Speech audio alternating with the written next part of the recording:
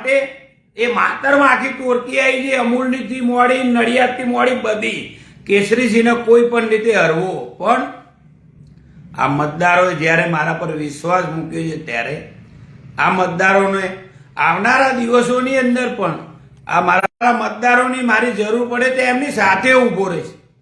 આ કેસરીસિંહ નહીં, પણ આ પશુપાલકોના હિતની લડાઈ હતી.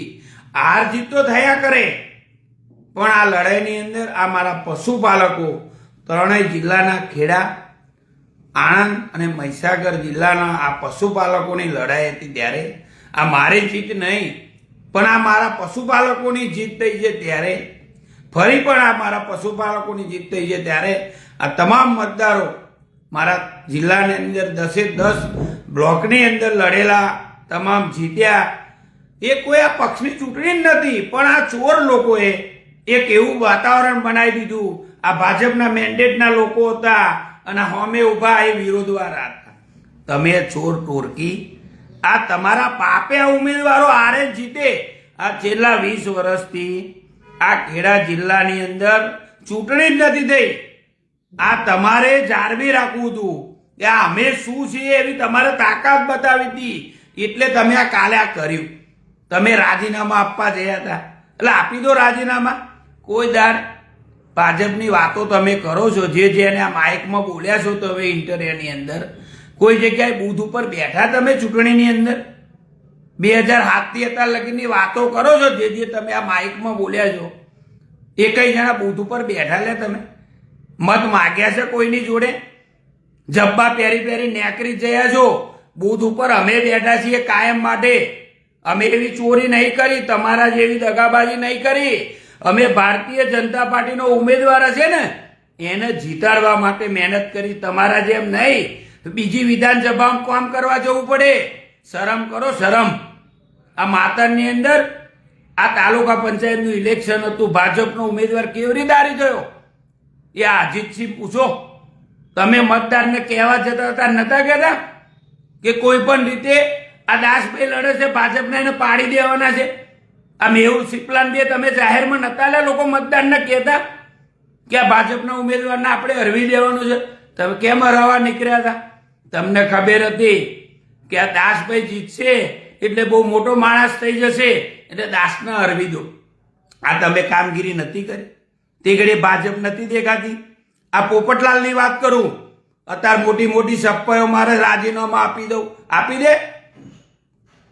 2017માં કેસરીસિંહ ભાજપની ટિકિટ મળી, વિરોધ કરવા નતા નીકળ્યા, અપક્ષ ફોર્મ ભરવા નતા નીકળ્યા. તમારે શું કરવા? માતર છોડીને મેં અમદાવાદ વિધાનસભામાં જતું રહેવું પડ્યું.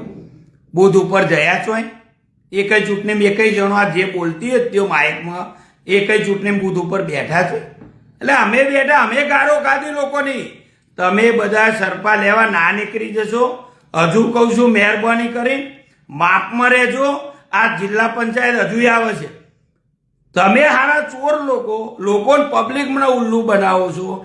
છેલ્લી રાતે કેસરીસિંહને હરાવવા માટે જિલ્લા પ્રમુખને નેકરી પડ્યું, આવા વિશ્વદેરીના ચેરમેનને જાહેરમાં નેકરી જવું પડ્યું, આ મહામંત્રીને નેકરી જવું પડ્યું. આ આખી ચોર ટોળકી આ મને હરાવવા નીકળી હતી ને, એ મારી જીત નહીં, આ પશુપાલકોની જીત છે.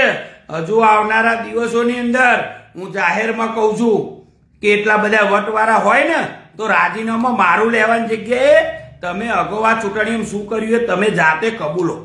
મારા રાજીનામા લેવા નીકળી પડ્યા.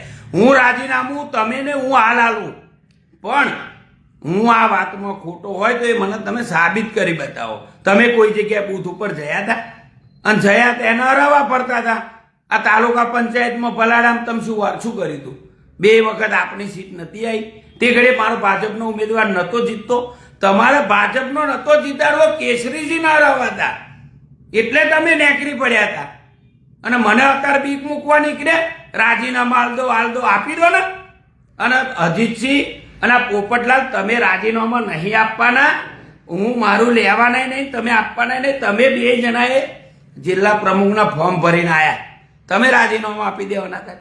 લાલચુડા ધારા તમે છો, હું લાલચુડો છું. બીવરાવા નીકળી પડ્યા અને જિલ્લાના ફોર્મ ભરીને બેસી ગયા પ્રમુખ. તમે પ્રમુખ બનવાના લાયક નહીં.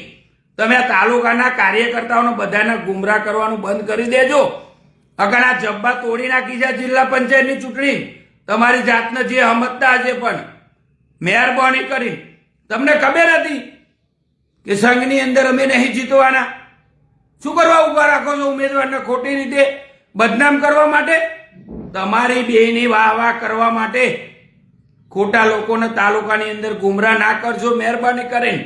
અને આવનારા દિવસોમાં આવી જુઓ, ભાજપના મેન્ડેટ સિવાય તમારો ઉમેદવાર લડાવો જિલ્લા પંચાયતમાં.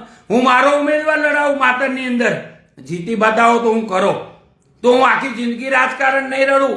ભાજપ કાર્યાલય પ્રદેશનું હશે કે જિલ્લાનું હશે, આખી જિંદગી પાણી પીવરાઈશ કાર્યકર્તાઓને, પણ પક્ષના મેન્ડેટ સિવાય મારી સામે લડી જ બતાવો તો તમને ખબર પડે.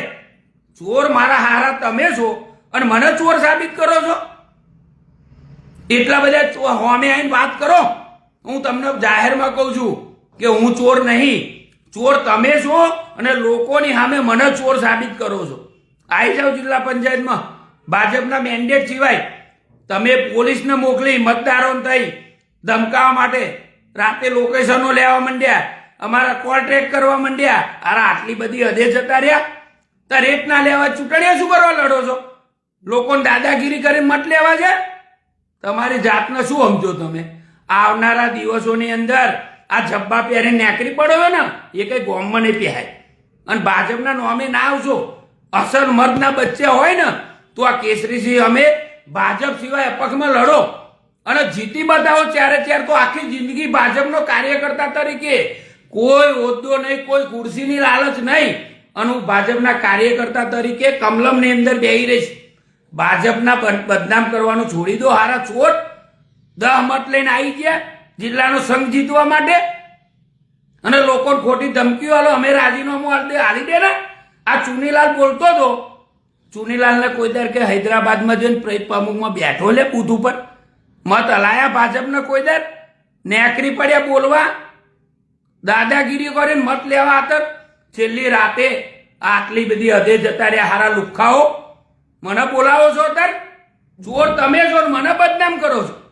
પોલીસનો ઉપયોગ કર્યો બધી રીતે, મતદારોને હેરાન કર્યા છેલ્લી રાતે કે ગમે તે ત્યાં કેસરીસિંહ પાડતો. ભગાભાઈને ખબર જ હતી બચારાને, એને નતું લડવું. પણ આ ચોર તમે લોકોએ પેલા ભાઈને ખોટી રીતને બદનામ કર્યો. તમને ખબર હતી કે અમારી જોડે 10 થી 12 જ મત છે. શું કરો તમે મારી અમે ચૂંટણી લડ્યા? હું ભાજપનો જ છું ને.